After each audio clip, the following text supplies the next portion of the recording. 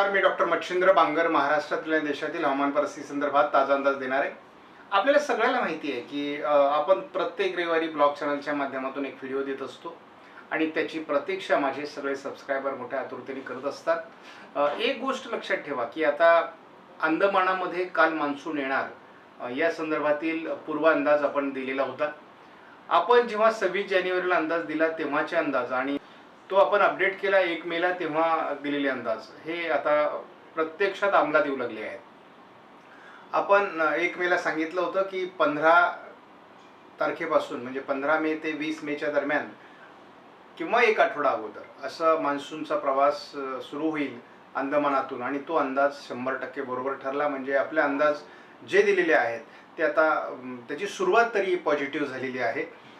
सगळे अंदाज असे अगदी 100% खरे ठरतात आणि ते ठरावेत असं आपल्याला बिलकुल वाटत नाही.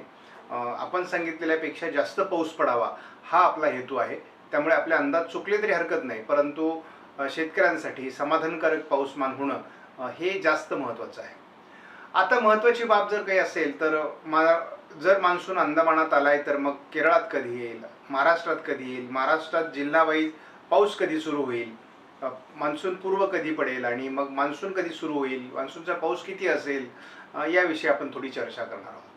आता महत्त्वाची बाब अशी आहे की जर 16 तारखेला मान्सून अंदमानात आला तर अंदाज असा आहे की 10 दिवसांनी म्हणजे 26 तारखेपर्यंत केरळामध्ये मान्सून येतो. परंतु माझा अंदाज आहे की त्या अगोदर 1-2 दिवस सुद्धा केरळामध्ये मान्सून येऊ शकतो, कारण आता लवकरच एक कमी दाबाचं क्षेत्र हे अरबी समुद्रात निर्माण होणार आहे आणि त्या पाठोपाठ पुन्हा बंगालच्या उपसागरात तयार होणार आहे आणि हे दोन्ही कमी दाबाचे क्षेत्र हे मान्सूनला पुश करणार आहेत, म्हणजे पुढे लोटणार आहेत. एक लक्षात घ्या, जसं एक कमी दाबाचं क्षेत्र बंगालच्या उपसागरात तयार झालं आणि त्यांनी मान्सून पटकन अंदमानात घेऊन आला, तशा पद्धतीने आता मान्सूनला पोषक अशा प्रकारचं वातावरण तयार होत आहे आणि त्यामुळे महाराष्ट्रामध्ये देखील जे अरबी समुद्रामध्ये कमी दाब एकापाठी तयार होतील ते मान्सून लवकर घेऊन येतील असा अंदाज आहे. त्यामुळे 5 तारखेपर्यंतच म्हणजे आपण 7 ते 10 हा कालावधी साधारण महाराष्ट्रासाठी दिला होता आणि 27-28 ते 1 जून असा आपण अंदाज साधारणपणे याच्यामध्ये दिलेला होता केरळामध्ये, परंतु तो अंदाज 1-2 दिवस मागे पुढे होण्याची शक्यता आहे. त्यामुळे एक लक्षात घ्या की महाराष्ट्रामध्ये सुद्धा मान्सून वेळेच्या अगोदरच येणार आहे हे तुम्ही गृहीत धरा, परंतु संपूर्ण महाराष्ट्र व्यापण्याकरता जो वेळ लागतो तो 10 तारखेपर्यंतचा वेळ लागू शकेल हे यावर मात्र आपण ठाम आहोत. मान्सून लवकर येणं वेगळं आणि मान्सूनने महाराष्ट्र व्यापणं ही सुद्धा वेगळी गोष्ट आहे. कारण बऱ्याचदा असं होतं की मग दक्षिण कोकणात किंवा तळकोकणात पाऊस येतो, त्यानंतर पुण्यापर्यंत येतो, कोल्हापूरपर्यंत येतो, पश्चिम महाराष्ट्र व्यापतो, मराठवाडा व्यापतो, मग उत्तर महाराष्ट्र आणि विदर्भात त्याला पोहोचायला आणखी आठवडा लागतो. तर या पद्धतीने साधारणपणे गती होते. म्हणजे महाराष्ट्रात तळकोकणात आल्यानंतर 3 ते 4 दिवसामध्ये तो महाराष्ट्र व्यापणं अपेक्षित असतं, परंतु अल निनोचं वर्ष आहे त्यामुळे सगळ्याच परिस्थिती अनुकूल असतील असं काही वाटत नाही. आणि यावर्षी आपल्याला जुलैच्या एंडला अल निनो सक्रिय होईल असं वाटलं होतं, पण तो जूनपासूनच सुरू होतोय आणि त्यामुळे या सगळ्या पार्श्वभूमीवर अडचणी अशा आहेत की अल निनोचा किती प्रभाव मान्सूनवर पडेल आणि जर आपण लॉंग रेंज प्रिडिक्शनचे जे मॉडेल आहेत ते बघितले तर आपल्याला स्पष्टपणे असं दिसतंय त्यामध्ये की महाराष्ट्रामध्ये दुष्काळी परिस्थिती निर्माण होईल.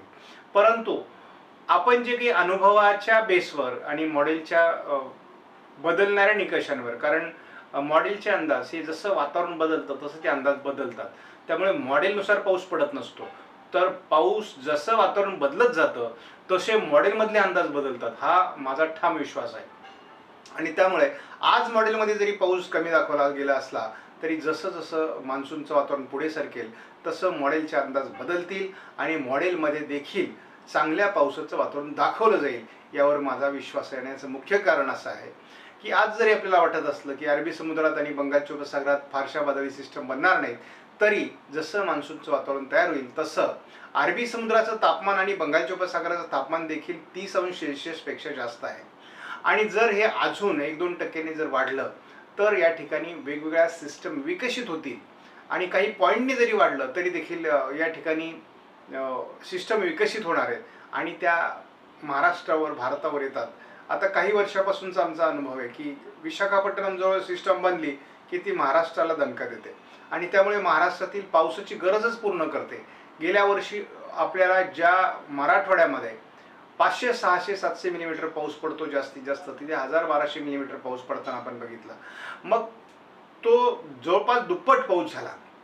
जर या वर्षी आपल्याला गरजेनुसार 600-700 मिलीमीटर पाऊस अपेक्षित आहे, तर तो तिथपर्यंत पोहोचवण्याचं काम या सिस्टम करतील याचा आम्हाला विश्वास आहे. आणि त्यामुळे मी महाराष्ट्रामध्ये 97% पावसाची सरासरी दिलेली आहे. भारतामध्ये दुष्काळी परिस्थिती काही राज्यांमध्ये राहणार आहे आणि त्यामुळे आपण 95%चा अंदाज 1 मेला भारतामध्ये दिलेला आहे. या सगळ्या पार्श्वभूमीवर आता मी तुम्हाला सांगितले की 5, 6, 7 तारखेच्या दरम्यानच महाराष्ट्रामध्ये मान्सून येऊ शकतो. त्यानंतर 10 तारखेपर्यंत संपूर्ण महाराष्ट्र व्यापलेला असेल. त्या दरम्यान म्हणजे जसंही केरळात मान्सून येईल तसं तिथपासून आपल्याला मान्सूनपूर्व पावसाच्या घटना वाढणार आहेत. म्हणजेच काय, त्याचा दुसरा अर्थ 27, 28, 29, 30 तारखेच्या दरम्यान कोकण, पश्चिम महाराष्ट्र, मध्य महाराष्ट्र या भागामध्ये जोरदार पावसाला सुरुवात होणार आहे. अगदी पावसाळ्यासारखे पाऊस आपल्याला बघायला मिळतील. परंतु उर्वरित महाराष्ट्रामध्ये त्याचा परिणाम होणार नाही का, तर होणार आहे. तर उर्वरित महाराष्ट्रात देखील स्थानिक वातावरण तयार होईल आणि त्या ठिकाणी सुद्धा साधारण पाऊस पडणार आहे. म्हणजे 22-23 तारखेपासूनच हलक्या पावसाची सुरुवात होईल. त्याची 25, 26, 27 नंतर तीव्रता वाढत जाईल आणि मग 1 जूनपासून जर तुम्ही बघितलं तर 1 जूनपासून तर अतिशय उत्तम अशा प्रकारचा पाऊस आपल्याला महाराष्ट्रात बघायला मिळणार आहे. मग जवळजवळ तो आठवडाभर आहे. आणि नंतर मग 11 तारखेपर्यंत म्हणजे 11 जूनपर्यंत जरी आपण बघितलं तरी महाराष्ट्रात पावसाचं सातत्य कायम आहे. त्यामुळे एक लक्षात घ्या की पूर्वी असं व्हायचं की काही वर्ष मी असे बघितले 20 जूनपर्यंत जवळजवळ महाराष्ट्रात मान्सून येऊनही पाऊस पडलेला नव्हता. परंतु या वर्षीचं वैशिष्ट्य असं आहे की मान्सून वेळेच्या अगोदर गेल्या वर्षीसारखाच आला आहे. अलिनोचं वर्ष जाणवत नाही आहे. त्यामुळे पाऊसमानही सुरू होणार आहे आणि जूनच्या 15-20 तारखेपर्यंतच काही विभागात पेरणीयोग्य पाऊस झालेला असेल आणि त्यामुळे शेतकऱ्यांमध्ये एक समाधान असेल.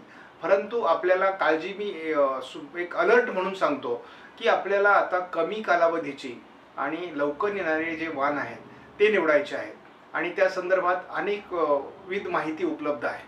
म्हणजे जे यातमध्ये तज्ज्ञ आहेत किंवा आमचे अनुभवी शेतकरी आहेत यांनी सुद्धा यावर काम करावं आणि कमी दिवसात येणारे, कमी पाण्यावर येणारे वाण निवडावेत आणि त्या दृष्टीने आपलं यावर्षीचं शेतीचं नियोजन करायचं आहे. आता तुम्ही एक लक्षात घ्या, पाऊस कमी पडणार आहे त्यामुळे सरकार अलर्ट झालेलं आहे आणि त्यामुळे पाण्याची जी काही मात्रा होती म्हणजे ज्या ठिकाणी ऊस बागायतदार आहेत त्या ठिकाणी ऊसाचं पाणी तोडण्यात आलेलं आहे. त्यामुळे जर वेगवेगळ्या चारींना येणारं पाणी आणि जो काही सप्लाय धरणांमधून होता तो आता थांबवण्यात आलेला आहे आणि पिण्यासाठी पाणी संरक्षित करण्यात आलेलं आहे. त्यामुळे एक लक्षात घ्या की जोपर्यंत जून जुलै ओलांडला जात नाही तोपर्यंत आपल्याला अडचणी राहणार आहेत. मग शेतकऱ्यांच्या मनात जो पाणी तोडलेलं आहे तर मग गरजेपुरतं त्या ऊसाच्या पिकापुरतं पाणी किंवा भरणीपुरतं पाणी जे उन्हाळी पिकं आहेत त्यांना कधी येईल तर 28 तारखेनंतर जो पाऊस होणार आहे मग तो सुरुवातीला काही विदर्भ मराठवाड्यामध्ये फार नाही आहे किंवा उत्तर महाराष्ट्रात कमी आहे, परंतु मध्य महाराष्ट्र, दक्षिण मराठवाडा, पश्चिम महाराष्ट्र, कोकण या विभागात भरणीचा पाऊस आपल्याला 26, 27, 28 पासूनच सुरू होणार आहे आणि तो मग पुढे जवळपास जूनमध्ये 10 जूनपर्यंत समाधान करून जाणार आहे. त्यामुळे एक लक्षात घ्या की माझा अंदाज आहे की मी यापूर्वीच्या माझ्या हवामान अंदाजात सांगितलेला आहे की कोकणातले सगळे तलाव 100% भरणार आहेत जवळपास. नाशिक विभागातले असतील, अहिल्यानगर पश्चिम विभागातले असतील, पुणे विभागातले असतील किंवा कोल्हापूर विभागातले असतील, सातारा विभागातले काही महत्त्वाचे तलाव आहेत जे घाट माथ्यावर पडलेल्या पावसावर अवलंबून आहेत. तर या सर्व ठिकाणी मुबलक अशा प्रकारचा पाणीसाठा निर्माण होणार आहे. आपल्याला उजनी आणि खास करून पैठणच्या तलावासंदर्भात, जायकवाडीच्या संदर्भात आपल्याला नेहमी प्रश्न असतो किंवा हे तलाव किती भरतील, तर हे सुद्धा 80-90% तलाव भरणार आहे. चांगले वादळी परिस्थिती निर्माण होणार आहे आणि त्यामुळे आपल्याला याही ठिकाणी फार अडचण येणार नाही. परंतु असमान वितरण पावसाचं असणार आहे. म्हणजे काही विभागात पाऊस कमी पडणार आहे, काही ठिकाणी खूप पाऊस पडणार आहे आणि मग अशा असमान वितरणामुळे काही ठिकाणी जास्त पावसामुळे पिकांचं नुकसान होतं, काही ठिकाणी पाऊसच वेळेला आला नाही म्हणून पिकांचं नुकसान होतं आणि त्यामुळे शेतकऱ्यांनी या वर्षी कसोटीचं वर्ष समजून काळजी घ्यायची आहे.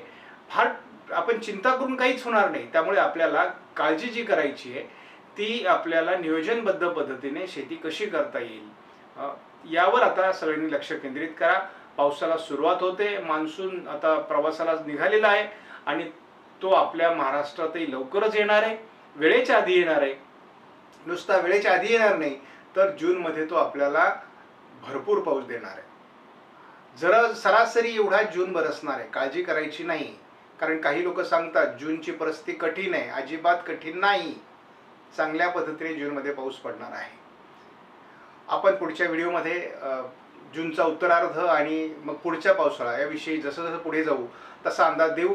परंतु आज अतिशय चांगली सुरुवात मान्सूनची महाराष्ट्रात होईल आणि त्याच्या तारखा मी तुम्हाला दिलेल्या आहेत. धन्यवाद. जय हिंद, जय महाराष्ट्र, जय बळीराजा.